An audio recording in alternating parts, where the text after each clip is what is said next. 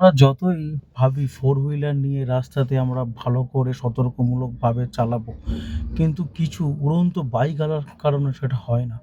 কিছু উড়ন্ত বাইক চালক দুরন্ত স্পিডে এসে হয় সামনে না হলে পিছনে ধাক্কা মারবে আর বলবে, সরি দাদা, ভুল হয়ে গেছে, বুঝতে পারিনি। আরে সরি কিসের ভাই, সাবধানে চালা না বাইক। হ্যাঁ, তোদের রাস্তায় কিছু হলে কে দেখবে ভাই? হুম, কে দেখবে? একদম উড়ন্ত বোকাচোদার মতো দুরন্ত স্পিডে এসে তোরা যে ধাক্কা মারিস, আমাদের কষ্ট হয় ভাই। আমাদের কষ্টের টাকার জিনিস রাস্তায় চলে, এসে তো ধাক্কা মারলি, বললি সরি ভুল হয়ে গেছে। ঠিক আছে, রাস্তায় চলতে গেলে ধাক্কা তো কি লাগতে পারে, কিন্তু একটা নিয়ম মেনে তো চলবি। একটা নিয়ম মেনে তো চলতে হবে তোকে।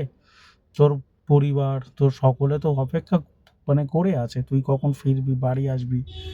বল, এইভাবে করলে তোর কোনো দুর্ঘটনা ঘটলে দায় কে নেবে ভাই? হুম, তাই বলছি, উড়ন্ত বোকাচোদার মতো দুরন্ত স্পিডে বাইক চালানো কম কর এবং সাবধানে থাক, সেফ থাক।